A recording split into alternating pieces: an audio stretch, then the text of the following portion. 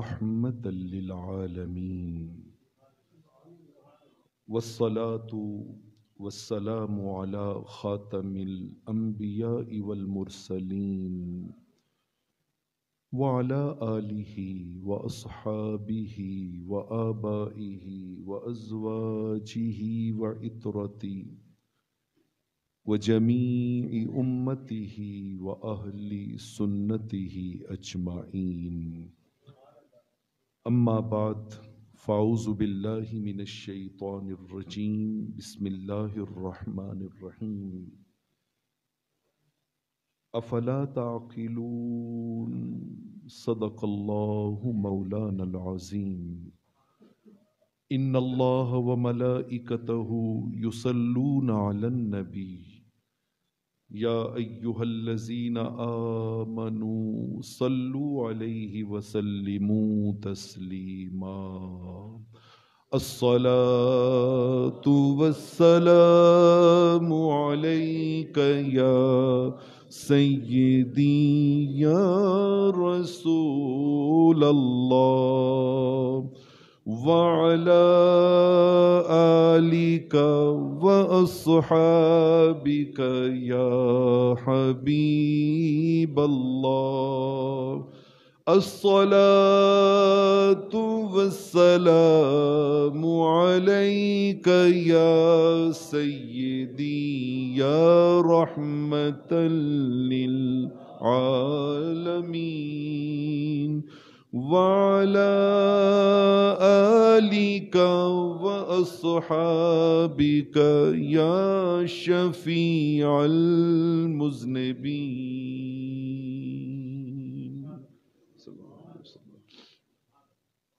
اللہ رب العالمین کا بے حد و حساب شکر ہے جس ذات حق کی توفیق سے اس کی بارگاہ کرم میں حاضر ہیں.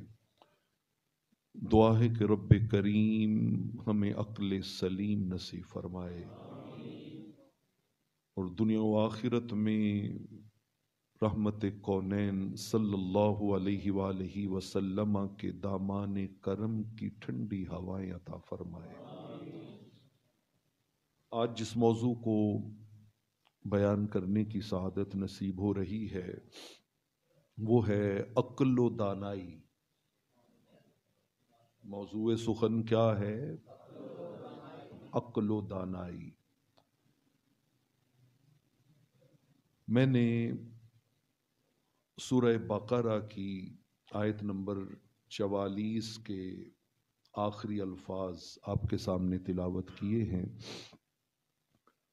اللہ جل شانہ نے قرآن مجید فرقان حمید میں اس موضوع کو بے شمار الفاظ سے تعبیر کیا ہے اور مراد ایک ہی ہے.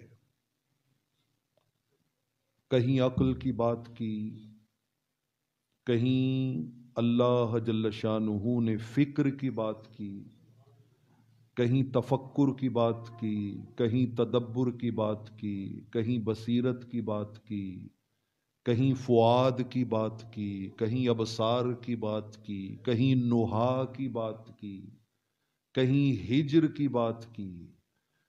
الغرض قرآن مجید فرقان حمید میں کم و بیش کوئی درجن کے لگ بھگ الفاظ ایسے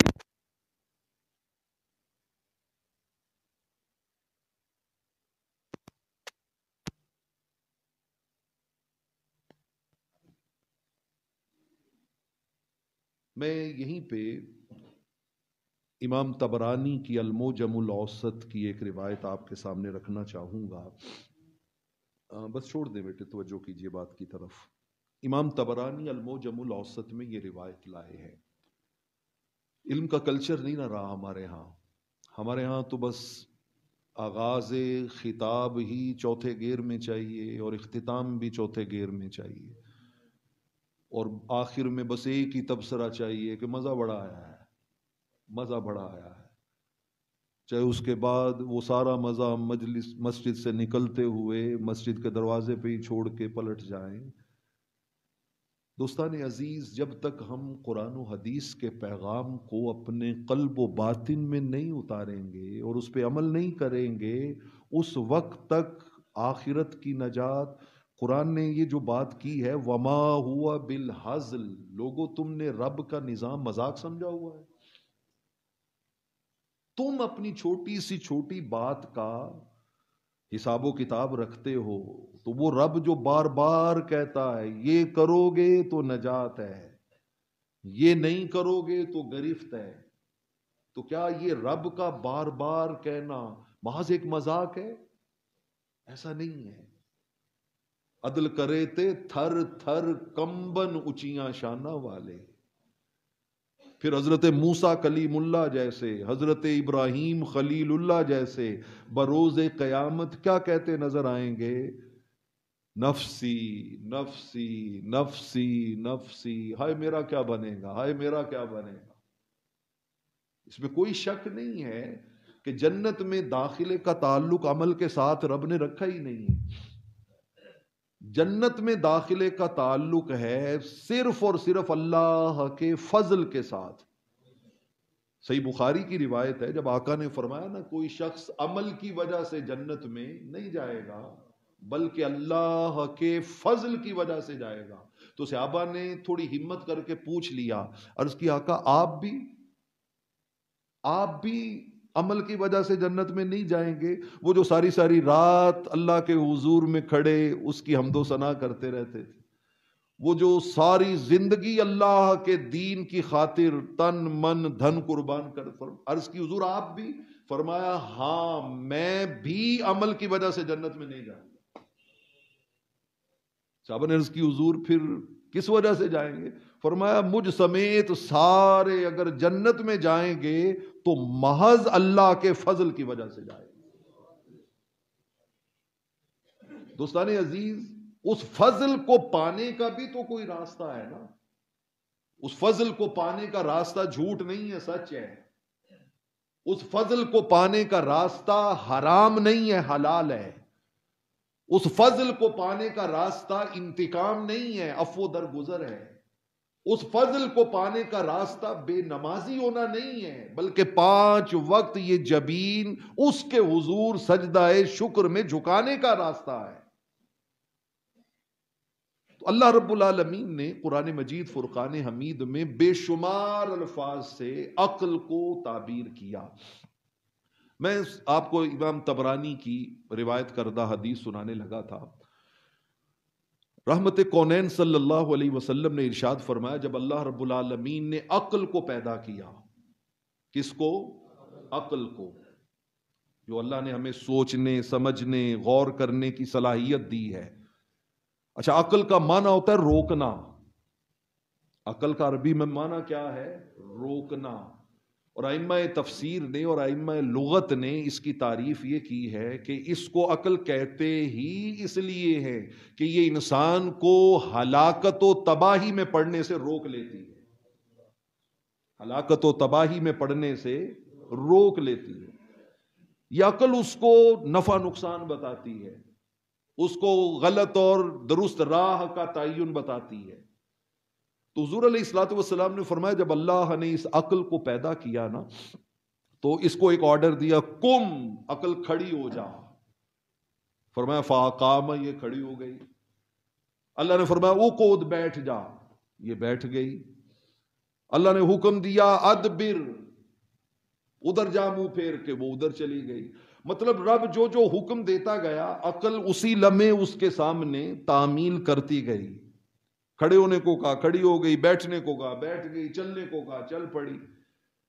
جب عقل نے یہ تعمیل کی نا حکم الہی کی، تو رب ذوالجلال نے ارشاد فرمایا لا اخلق افضل منک ولا احسن منک ولا اعز منک.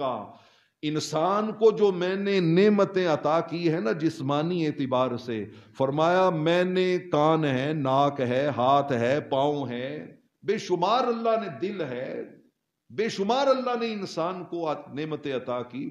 فرمایا ہے عقل ان ساری نعمتوں میں سے سب سے افضل نعمت جو انسان کو میں نے عطا کی ہے وہ تو عقل ہے. وہ یہ عقل ہے، سوچنے سمجھنے کی صلاحیت، طاقت.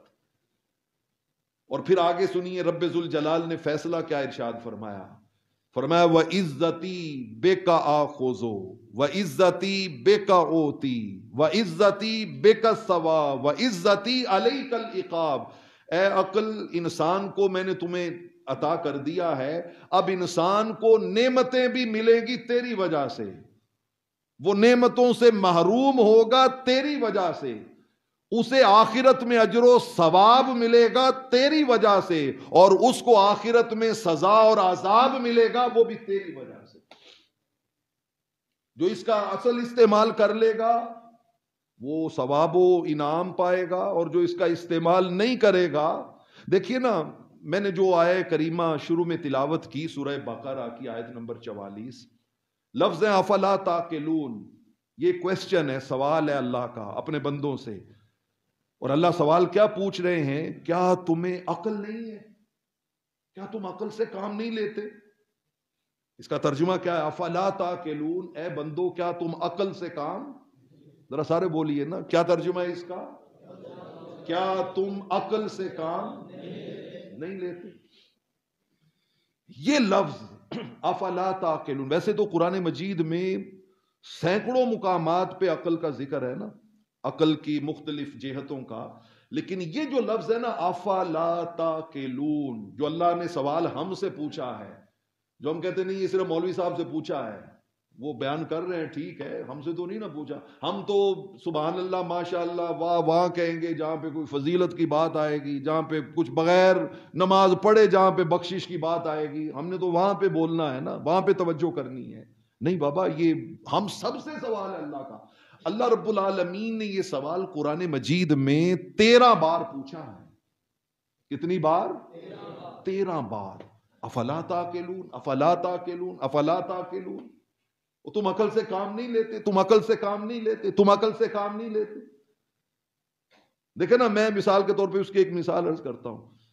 اے بندے، تجھے میرے محبوب علیہ الصلوۃ والسلام نے بتا دیا تھا نا کہ نجات سچ میں ہے اور تباہی اور بربادی کس میں ہے؟ جھوٹ میں۔ تو اے بندے ذرا غور کر، تو کس راستے پہ چل رہا ہے؟ عقل سے کام نہیں لیتا۔ اے بندے، تجھے بتا دیا گیا نا کل نفس ذائقۃ الموت، ہر بندے نے موت کا ذائقہ چکھنا ہے، ہر گزرتا غافل تجھے گھڑیال یہ دیتا ہے منادی، گردو نے گھڑی عمر کی ایک اور گھٹا دی۔ افلا تعقلون، ہر گزرتے لمحے کے ساتھ تو قبر کے قریب ہوتا جا رہا ہے، تو عقل سے کام نہیں لیتا، عقل سے کام نہیں لیتا۔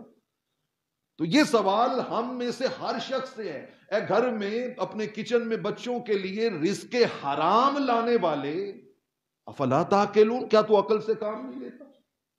اچھا، یہ تو میں نے 2-3 مثالیں دی ہیں نا، آئیے براہ راست قرآن مجید سے ذرا 2-3 آیتیں اصلاح احوال کے لیے ذرا لیتے ہیں۔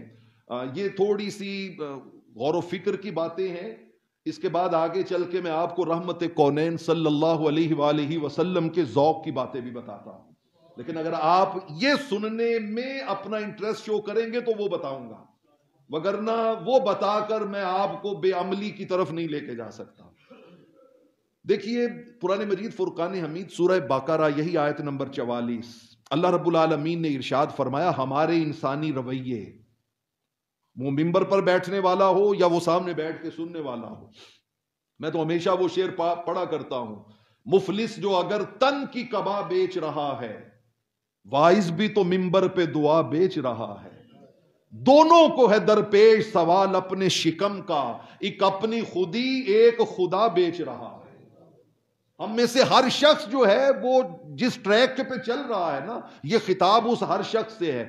قرآن نے کہا تأمرون الناس بالبر وتنسون انفسکم وانتم تتلون الکتاب، اے لوگو، تم لوگوں کو تو نیکیوں کا بڑا حکم دیتے ہو، آرڈر دیتے ہو، یہ کرنا ہے وہ کرنا ہے، یہ غلط ہے یہ درست ہے، لوگوں کو بڑے واعظ نصیحت تبلیغ، ہر بندہ دوسرے کو بتا رہا ہوتا ہے کہ یار اس نے یہ فلاں کام ٹھیک نہیں کیا، اس نے یہ کام ٹھیک نہیں کیا، یار اس نے یہ فلاں جو ہے وہ بات غلط ہے، اس کی بیٹی نے یہ کر دیا، اس کے بیٹے نے یہ کر دیا، معاذ اللہ۔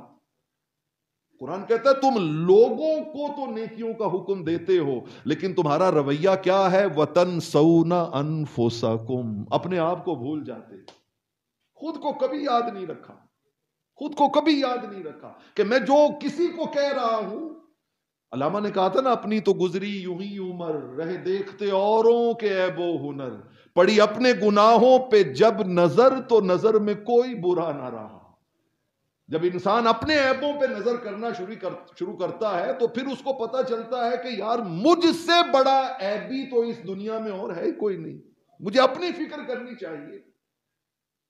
معروف سی بات ہے کہ جب آپ کسی کی طرف ایک انگلی اٹھاتے ہیں تو یہ 3 انگلیاں آپ کی طرف ہوتی ہیں، آپ کی طرف ہوتی ہیں، کہ دوسرے کی طرف انگلی اٹھانے والے 3 بار اپنا محاسبہ کر کہ تم کہاں پہ کھڑے ہو. قرآن نے یہ کہہ کے آگے وہی سوال پوچھا، فلا تاقلون، اور تمہیں عقل نہیں ہے؟ لوگوں کو سنوارنا چاہتے ہو، خود سنورنا نہیں چاہتے، خود نہیں سنورنا چاہتے.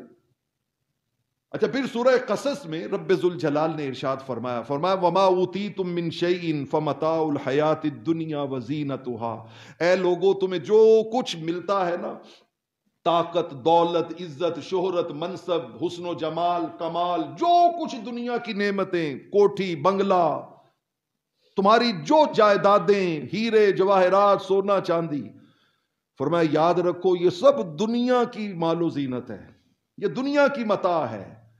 جس نے تمہارے دنیا سے سوئچ آؤٹ کرتے ہی، جیسے ہی سوئچ اوور کریں گے آپ اگلے جہان میں، یہ سارا کچھ ڈسکنیکٹ ہو جائے گا، سب کچھ ختم ہو جائے گا. لیکن قرآن نے ساتھ کہا وما اوتیتم من شیء فمتاع الحیات الدنیا وزینتها وما عند اللہ خیر وابقی. آپ بندے تجھے بتائیں کچھ چیزیں ایسی بھی ہیں اگر وہ کر لے تو جب وہ تمہیں ملیں گی تو وہ کبھی ختم نہیں ہوں گی. وہ آخرت کی چیزیں، وہ موت کے بعد کا زاد سفر، وہ کبھی ختم نہیں ہوگی. میں یہاں ایک مثال دینا چاہتا ہوں. ایک بندے کو ابھی اس کی جھولی میں 1 کھرب روپیہ ڈال دیا جائے نا، 1 کھرب روپیہ، مثال دے رہا ہوں، اور اس کے مقابلے میں وہ بندہ اپنے کسی عزیز کو، کسی دوست کو، کسی بھائی کو، کسی تعلق دار کو جس نے اس کے ساتھ زیادتی کی تھی، اس کو اللہ کی رضا کے لیے معاف کر دے. اللہ کی عزت کی قسم وہ کھرب روپے والی نعمت بہت چھوٹی ہے، یہ معاف کر دینے والی نعمت بہت بڑی ہے. اس کا کوئی آپس میں موازنہ ہی نہیں ہے، کمپیریزن ہی نہیں ہے. اے بندے تو صبح سے شام تک یہ کیلکولیشن تو کرتا ہے کہ میرے پاس پیسے کتنے ہیں، ڈالر کتنے ہیں، پلاٹ کتنے ہیں، جائیدادیں کتنی ہیں. کبھی کبھی تنہائی میں بیٹھ کے یہ جو اللہ نے تمہیں خاص نعمت عقل عطا کی ہے، اس کے ذریعے یہ بھی سوچا کہ میرے پاس مرنے کے بعد کا زاد سفر آخرت کتنا ہے، وہاں کے لیے میرے نامہ عمل میں کیا ہے. میرے نامہ عمل میں سب سے جو بنیادی شے نماز کی پابندی وہی نہیں ہے، تو باقی تو باقی بعد میں آتی ہے نا. بندہ کبھی وہ تو قرآن کہتا ہے فلا تاقلون، اے بندے تو نے اس عقل سے بس دنیا کو ہی کمایا، دنیا کو ہی سارا کچھ اس پہ لگا دیا، تو کیا تم عقل سے کام نہیں لیتے؟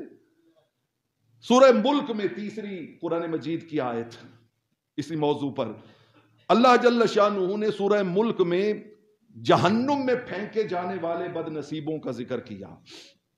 فرمایا جب وہ فوج در فوج جہنم کی آگ میں جھونکے جائیں گے نا، کلما القی فیہا فوج سألہم خزنتها الم یاتکم نذیر، تو وہ جو جہنم کے دروازے پہ بواب کھڑے ہوں گے، جہنم کے داروغے، جہنم کے محافظین، فرشتے، وہ پوچھیں گے او بد نصیبو تمہارے پاس اللہ کی طرف سے کوئی ڈر سنانے والا نہیں آیا تھا کہ تم اس طرف آ گئے ہو؟ تمہارے پاس کوئی اللہ کی طرف سے ڈر سنانے والا نہیں آیا تھا؟ اور یہ تو قرآن نے کہا نا الم یاتکم نذیر. ہم ذرا اس کی تشریح میں اور تفسیر میں سوچیں کہ ہم میں سے اگر کوئی بد نصیبی سے اس طرف چلا گیا تو ہمارے اوپر سوال پتہ کیا ہوگا؟ او بد نصیب تیرے پاس مصطفیٰ نہیں آئے تھے، تیرے پاس مصطفیٰ کریم آمینہ کے لال نہیں تشریف لائے تھے، ان کے ہوتے ہوئے تو جہنم کی طرف آ گیا. جب ان سے یہ پوچھا جائے گا نا تو قالوا بلا قد جاءنا نذیر، وہ کہیں گے ہاں آئے تو تھے، فکذبنا، لیکن ہم نے ان کی تعلیم کو ماننے سے کیا کر دیا تھا؟ انکار کر دیا. عمل نہیں کرتے تھے ہم اس پہ.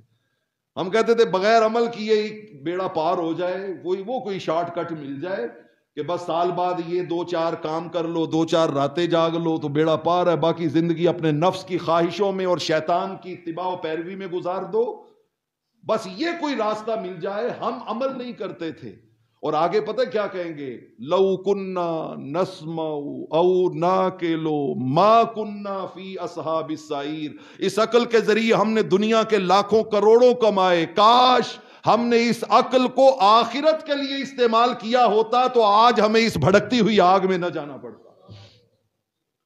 تو عقل کا سب سے بڑا استعمال کیا ہے کہ اس کے ذریعے کس کو سوچا جائے؟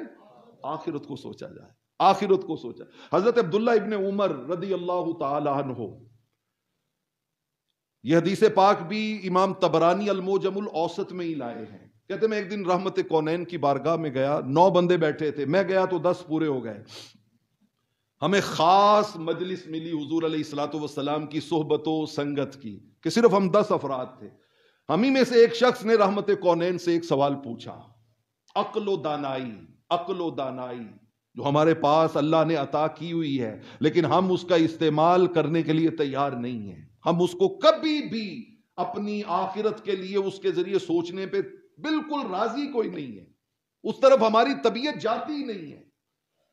کہتے ایک شخص نے سوال کر دیا، اس نے کہا من اقیس الناس یا رسول اللہ، آقا جی آپ بتائے نا سارے انسانوں میں سب سے بڑا عقل مند آدمی کون ہے؟ سب سے بڑا عقل مند آدمی کون ہے؟ رحمت کونین صلی اللہ علیہ وآلہ وسلم نے نہ عبادات میں سے، نہ معاملات میں سے، نہ دنیا کی چیزوں میں سے کسی شے کا ذکر نہیں کیا۔ آپ نے یہ نہیں کہا جس کے پاس دولت زیادہ ہے، جس کے پاس نیکیاں زیادہ ہیں، جس کے پاس فلاں چیز زیادہ، نہیں، جس نے حج زیادہ کی ہیں، جو نمازیں زیادہ پڑھ، نہیں۔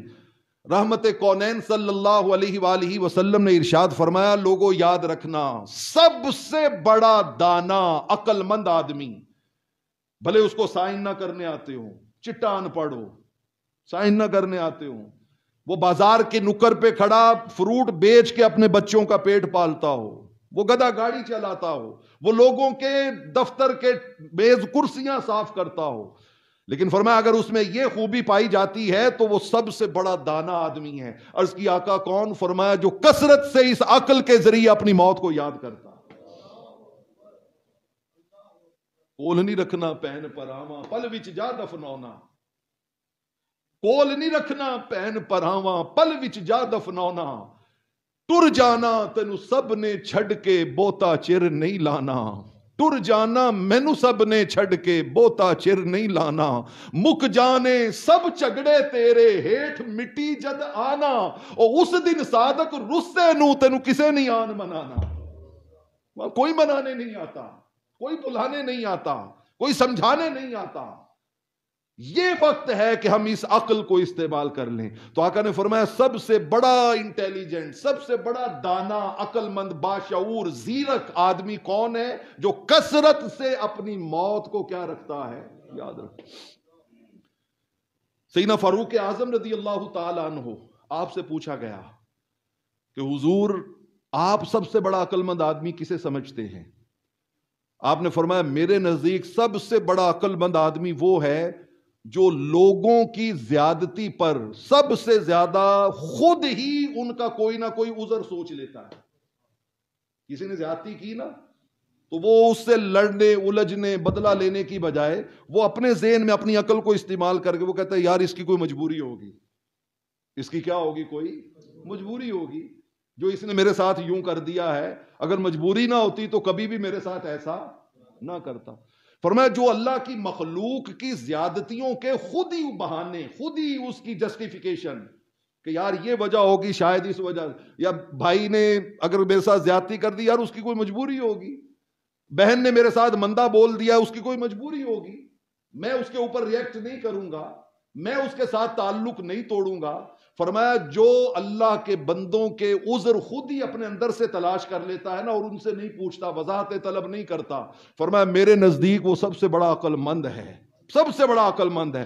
اس لیے کہ جو بندہ بندہ ہو کر لوگوں کی غلطیوں کے بہانے خود تلاش کر لیتا ہے، وہ رب بڑا رحمان ہے. وہ کہتا ہے وہ بندے تو نے بندہ ہو کے لوگوں کی غلطیوں کے عذر تلاش کر لیے، میں رب ہو کر بغیر حساب تجھے بخشش عطا کرتا ہوں. فرمایا اس سے بڑی دانائی کوئی نہیں ہے. اور حضرت امام جعفر صادق رضی اللہ تعالی عنہ، امام زین العابدین کے پوتے، امام محمد الباقر کے نور نظر، امام جعفر صادق رحمت اللہ علیہ، ہم جس امام کی تقلید کرتے ہیں امام اعظم ابو حنیفہ رحمت اللہ تعالی علیہ، ان کے استاذ گرامی امام جعفر صادق 2 سال امام اعظم ابو حنیفہ نے ان سے پڑھا ہے. اور آپ کا نام تھا نعمان، اور 2 سالوں کو عربی میں کہتے ہیں سنتان. امام اعظم ابو حنیفہ اکثر اپنے تلامذہ کو کہا کرتے تھے لولا السنتان ہلک النعمان، اگر جعفر صادق کی خدمت میں گزارے ہوئے میری زندگی کے 2 سال نہ ہوتے تو نعمان بن ثابت ہلاک ہو گیا ہوتا. کوئی اسے امام اعظم نہ کہتا. یہ ان 2 سالوں کا فیض ہے جو میں نے امام جعفر صادق کی خدمت میں ساموئے تلمس طے کیا ہے. یہ امام جعفر صادق. امام سیدنا فاروق اعظم نے تو کہا نا کہ بندہ دوسروں کی غلطیوں کے بہانے خود ہی تلاش کر کے انہیں معاف کر دے. انہوں نے اس کی مزید وضاحت کی. انہوں نے کہا کہ اگر کوئی آپ کا بھائی، آپ کا عزیز، رشتہ دار، دوست، محلے دار کوئی آپ سے غلط برا کام، برا سلوک کرتا ہے، زیادتی کرتا ہے، تو کسی نے پوچھا حضور کتنی بار اس کا کوئی عذر سوچے؟ آپ نے فرمایا سوچو کہ یہ بہانہ ہوگا، پھر کہو یار یہ بنتا نہیں ہے تو کوئی دوسرا سوچو. دیکھو کہ یہ بھی نہیں یار اس کا عذر بنتا، نفس کہے کہ یہ کوئی عذر نہیں ہے تو تیسرا سوچو. ان کا اگر نفس کہے کہ نہیں یار یہ بھی نہیں بنتا تو چوتھا سوچو. انہوں نے کہا حتیٰ کہ تمہیں اپنے بھائی کو معاف کرنے کے لیے اپنی عقل کو استعمال کر کے اس کے 70 عذر سوچنے چاہیے. کتنے عذر؟ 70 عذر اس کے خود سوچنے چاہیے. اور اگلی بات نے تو یقین جانے ایک نشہ طاری کر دیا جب میں نے پڑھی.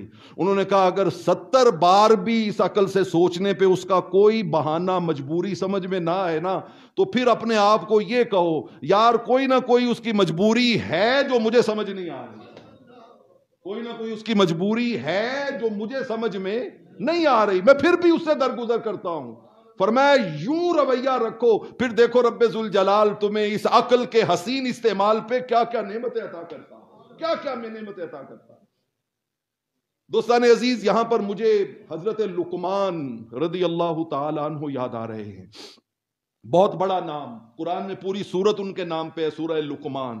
حکیم لقمان ویسے بھی پوری انسانی ہسٹری میں ایک بڑا معتبر نام ہے، معتبر نام. حبشی غلام تھے، اسود حبشی غلام، لوگوں کی بکریاں، بھیڑ بکریاں چرایا کرتے تھے. لیکن جب اللہ نے حکمت، دانائی، عقل عطا فرما دی نا، تو ایک دن آپ واز کر رہے ہیں اور ہزارہا لوگوں کا اجتماع ہے، تو ایک بندہ، جو بعض بندے بڑے فرینک ہوتے ہیں، اسٹریٹ فارورڈ بات کر دیتے ہیں، ایک بندہ ان کے پاس آیا ختم ہونے کے بعد واز، اور آ کے کہتا ہے مجھے شک پڑ رہا ہے آپ وہی لقمان تو نہیں ہے جو حبشی غلام تھے؟ ان کا بالکل وہی ہوں. ان کا ہاں مجھے کچھ یاد آ رہا ہے، آپ وہی نہیں ہے جو لوگوں کی بھیڑ بکریاں چراتے تھے؟ ان کا بالکل وہی ہوں. اس نے حیران ہو کے کہا، اس نے کہا کہاں وہ، کہاں یہ ہزاروں بندے آپ کے آگے دائیں بائیں ہاتھ چومتے ہیں، آپ کے آگے دائیں بائیں پھر رہے ہیں، تو یہ مقام کیسے مل گیا آپ کو؟ ان کا 3 باتوں سے. کتنی باتوں سے؟ 3 باتوں سے.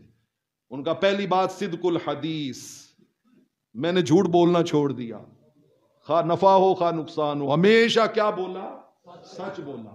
نمبر 2 اداء الامانہ، بدیانتی چھوڑ دی، ہمیشہ دیانتداری سے زندگی گزاری، پوری امانت داری سے زندگی گزاری، یہ شروع کر دیا. اور تیسرا انہوں نے کہا جو لغو لا یعنی بےہودہ کام ہے ان سے میں نے اپنے دامن کو بچانا شروع کر دیا، کہ یہ تو لغو کام ہے، لا یعنی کام ہے، جس کا نہ دنیا میں کوئی فائدہ ہے نہ آخرت میں کوئی فائدہ ہے. الا ماشاء اللہ. جوان بیٹھے ہوئے ہو، آپ ذرا سوچو نا کہ آپ 4 گھنٹے موبائل ہاتھ میں پکڑ کے بیٹھے ہوئے ہو، ان 4 گھنٹوں میں سے کتنا ٹائم آپ کا کسی پازیٹیو کام میں بسر ہوا ہے اور کتنا وقت آپ کا نیگیٹو کام میں بسر ہوا ہے؟ وہ جو جتنا ٹائم نیگیٹو میں بسر ہوا ہے وہ سارا لا یعنی ہے، لا یعنی ہے.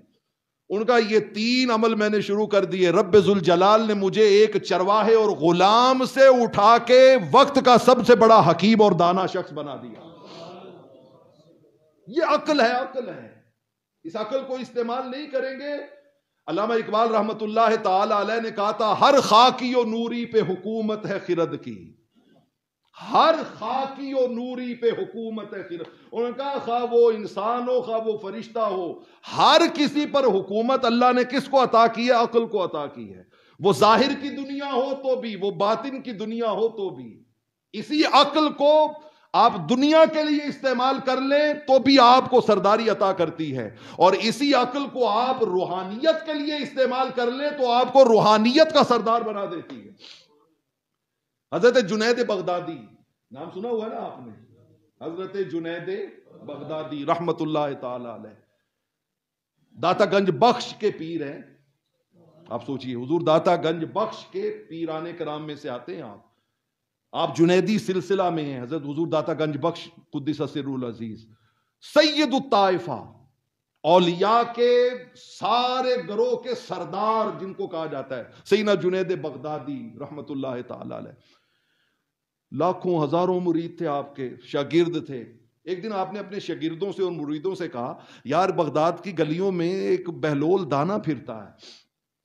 حضرت بہلول دانا مجذوب تھے، مجذوب، اور اللہ کے بہت کامل ولی اللہ تھے. کامل ولی، دجلہ کے کنارے بیٹھے ریت کے گھروندے بناتے تھے، اور کوئی پوچھتا بابا جی کیا بنا رہے ہیں تو کہتے جنت کے محل بنا رہا ہوں. مقام یہ تھا، جنت کے کیا بنا رہا ہوں؟ محل بنا رہا ہوں. اور میں گزشتہ خطبات جمعہ میں حضور غوث الثقلین کی شان کے باب میں بتا چکا آپ کو کہ سلیمان علیہ السلام کا امتی فضل مبین کے سائے میں پلک جھپکنے سے پہلے تخت لا رہا ہے، تو یہ ولی تو فضل مبین کے سائے میں نہیں ہے، قرآن کی روشنی میں یہ فضل عظیم کے سائے میں ہے، یہ رحمت کونین کے سائے میں ہے. ان کی قوتوں اور طاقتوں کا تو کوئی اندازہ کر ہی. علامہ نے کہا کوئی اندازہ کر سکتا ہے اس کے زور بازو کا؟ نگاہ مرد مومن سے بدل جاتی ہیں تقدیریں. کہتے یہ اس درجے کے حضرت بہلول دانا. ان کا بلا کے لاؤ.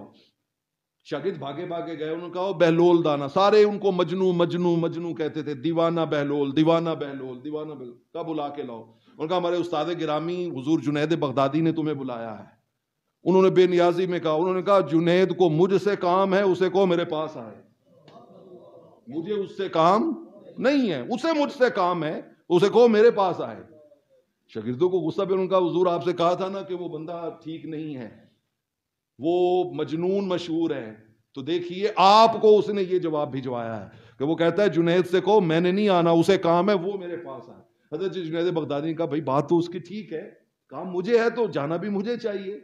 آپ لے کے چل پڑے شاگردوں کو، مریدوں کو ساتھ. گئے حضرت جنید بغدادی کے پاس. حضرت بہلول دانا نے بے نیازی سے دیکھا. کہا کون ہو تم؟ کہا انا الجنید البغدادی، میں جنید بغدادی ہوں. کہا کیا کرتے ہو؟ کہا لوگوں کو رشد و ہدایت کی باتیں بتاتا ہوں، لوگوں کی ہدایت کا قرآن سناتا ہوں، حدیث بتاتا ہوں. کہا اچھا لوگوں کو ہدایت دیتے ہو؟ انہوں نے کہا ہاں لوگوں کو ہدایت کی باتیں بتاتا ہوں. انہوں نے کہا اچھا پھر تمہیں کھانے کے آداب آتے ہیں؟ حضرت بہلول دانا حضرت جنید بغدادی سے پوچھ، عقل ذرا استعمال کیجئے، تمہیں کھانے کے آداب آتے ہیں؟ حضرت جنید بغدادی نے کہا جی بابا جی آتے ہیں. ان کا بتاؤ کیا ہے کھانے کے آداب؟ انہوں نے کہا جی ہاتھ دھونے چاہیے، بسم اللہ پڑھنی چاہیے، دائیں ہاتھ سے کھانا چاہیے، ساری جو سنتیں ہیں کھانے کی وہ انہوں نے بیان کر دی. پاس سے قریب سے کھانا ڈالنا چاہیے، انسان کو دور دور ہاتھ پھیلا کے کھانا سمیٹنا نہیں چاہیے. انہوں نے کھا کر الحمدللہ کہنا. جو آداب تھے کھانے کے آداب تام، وہ جب وہ سارے بیان کر لیے نا تو حضرت بہلول دانا بولے کئی فتح دن ناسا وانت لا تعلم آداب الطعام. او جنید تو لوگوں کی ہدایت کیسے کرتا ہے؟ تجھے تو کھانے کے آداب بھی نہیں آتے، تجھے تو کھانے کے آداب بھی نہیں آتے. مریدوں نے کہا، انہوں نے کہا حضور کہا تھا نا آپ سے کہ یہ بندہ سیدھی بات نہیں کرتا. دیکھیے آپ کو کہہ رہا ہے اور آپ نے سارے بیان کر دیے، ایک بھی نہیں چھوڑا. تو آپ کو دیکھو سرے بازار کیا کہہ رہا ہے. آپ نے فرمایا چپ رہو چپ رہو. کہا بابا جی ٹھیک ہے مجھے نہیں آتے، آپ بتا دیں آپ بتا دیں. حضرت بہلول دانا نے جو بات کہی کاش ہم میں سے ہر شخص کے دل میں کھب جائے کھب جائے. ان کا جنید کھانے کا پہلا اور بنیادی ادب یہ ہے کہ کھاتے ہوئے یہ سوچو کہ جو کھا رہا ہوں یہ حلال ذریعے سے آیا ہے یا حرام ذریعے سے آیا ہے. یہ ہے کھانے کا ادب. تم 50 سنتوں پہ عمل کر کے حرام کھا رہے ہو نا تو وہ تمہارے اندر نور پیدا نہیں کرے گا, وہ تمہارے اندر اندھیرے بڑھائے گا, ظلمتیں بڑھائے گا, تاریکیاں بڑھائے گا.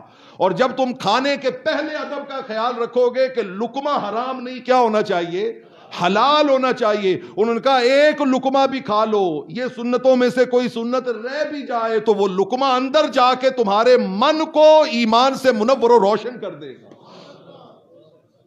دوستان عزیز, یہ ہے عقل کا استعمال, عقل کا استعمال. میں ایک حدیث پہ بات ختم کرنے جا رہا ہوں, اور یہ حدیث مبارکہ, بلکہ میں نے وہ کہا تھا آپ سے کہ میں آپ کو ذوق کی بات بھی عرض کروں گا, تو چلے وہ اور ایک حدیث دونوں ساتھ جوڑ کے میں عرض کر دیتا ہوں. یہ دونوں باتیں قاضی ایاز رحمت اللہ تعالی علیہ اپنی کتاب الشفا میں لائے ہیں. قاضی ایاز اپنی کتاب الشفا, ان کی کتاب کا کیا نام ہے؟ جوان خاص طور پہ میرے ساتھ بولا کریں. اور بیٹے اس کتاب کے مصنف کا نام کیا ہے؟ قاضی. جج تھے آپ, جج تھے آپ, قاضی اسی نسبت سے آپ کو کہا جاتا ہے. اور آپ نے جج ہو کر جو کتاب لکھی نا, 14 صدیوں میں رحمت کونین کے عشق و محبت اور ادب و تعظیم پر اس سے بڑی کتاب کوئی نہیں لکھی. بہت بڑے عاشق حضور کے. کتاب کا ہر لفظ یہ بولتا دکھائی دیتا ہے کہ لوگوں اس کائنات میں ہر شے کا مرکز و محور ایک ہی ہے, اور وہ ذات پاک مصطفیٰ صلی اللہ علیہ وسلم. ہمارے بڑے بڑے اولیاء کاملین صالحین کا پتہ ہے کیا کہنا ہے؟ وہ کہتے ہیں کہ جس گھر میں قاضی ایاز کی یہ کتاب موجود ہو نا, یہ نسخہ موجود ہو, دنیا کے سارے جادوگر مل کر زور لگا لیں وہ اس گھر پہ جادو نہیں کر سکتے. اس کتاب کی برکت ہے, اس کی تاثیر ہے, اس کتاب کے اندر اتنی حسنات و برکات ہیں. قاضی ایاز رحمت اللہ علیہ اس کتاب میں حضرت وہب بن منبع ایک روایت لائے ہیں. حضرت وہب بن منبع, اب میں ان کا کیا حال سناؤں, کوئی ایسا صحابی نہیں بڑے سے بڑا جس سے انہوں نے حصول علم نہ کیا ہو, تابعی ہیں. حضرت انس کے شاگرد, ابو ہریرہ کے شاگرد, حضرت عبداللہ بن عمر کے شاگرد, عبداللہ بن عمر العاص کے شاگرد, حضرت جتنے بھی آپ بڑے بڑے صحابہ کے نام لیں, براہ راست ان کے سے کسب فیض کیا حضرت وہب بن منبع نے. تابعی ہیں, بڑے جلیل القدر حضرت وہب بن منبع. بلکہ ایک حدیث پاک میں تو خود رحمت کونین صلی اللہ علیہ وآلہ وسلم نے امام ذہبی سیر و اعلام النبلاء میں لائے ہیں, ان کا نام لے کے بشارت دی تھی, ان قریب ایک بندہ آئے گا جس کا نام وہب ہوگا اور جس کو رب نے علم و حکمت کی کثرت عطا کی ہوگی. حضرت وہب بن منبع الشفا میں ہے, انہوں نے کہا قرأت 71 کتابا, لوگوں میں نے 71 کتابیں پڑھی ہیں. کتنی کتابیں؟ 71 کتابیں. اور کتابیں عام مصنفین کی نہیں, اللہ کی نازل کردہ.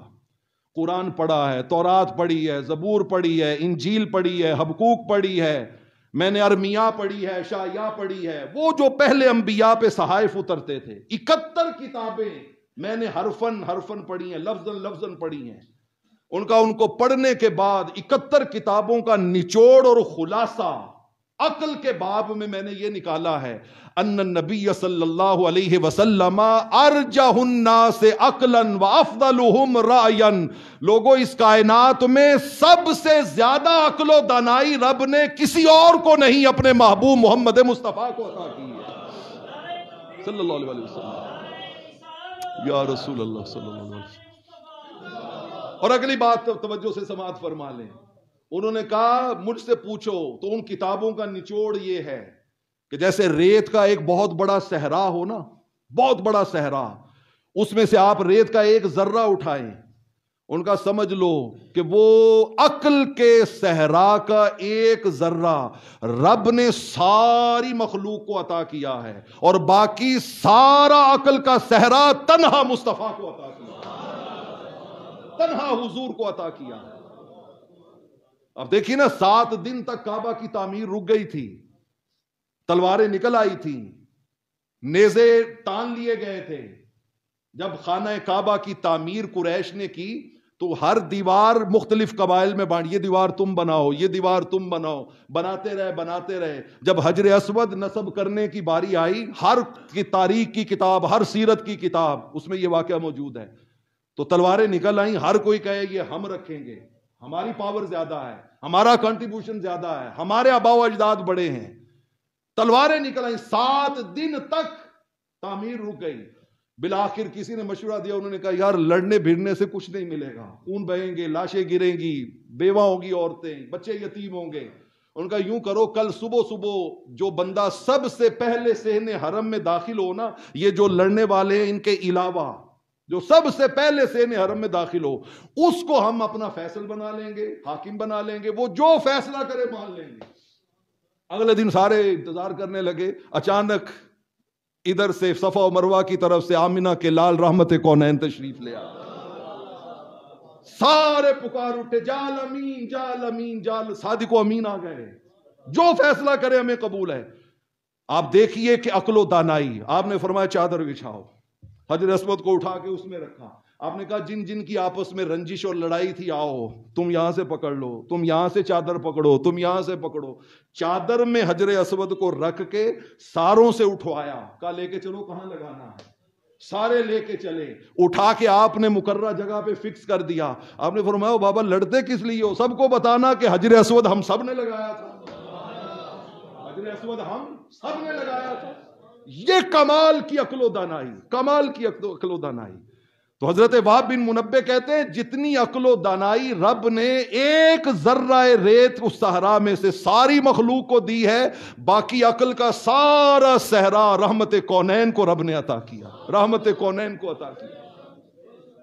دوستان عزیز، آخر میں یہی پیغام دینا چاہتا ہوں کہ اس عقل کا سب سے بڑا استعمال پی ایچ ڈی کر لینا نہیں ہے، ہزاروں کتابیں لکھ لینا نہیں ہے، ہزاروں لاکھوں کروڑوں اربوں کما لینا نہیں ہے. اس عقل کا سب سے بڑا استعمال یہ ہے کہ میں آیا کہاں سے ہوں، آیا کیوں ہوں، اور مرنے کے بعد مجھے جانا کہاں ہے. جو ان 3 سوالوں کے جواب پہ اپنی زندگی گزار لیتا ہے، پھر رب ذوالجلال، وہ جو میں نے حدیث سنائی تھی نا آپ کو کہ آقا نے فرمایا تھا سب سے بڑا عقل مند آدمی، اس کا آخری ٹکڑا پڑھ کے بات ختم کرتا ہوں. آقا نے فرمایا ذہبوا بشرف الدنیا وکرامت الآخرہ، موت کو یاد کرنے والا دنیا میں بھی عزتیں سمیٹ گیا، آخرت میں بھی عزتیں جیت گیا.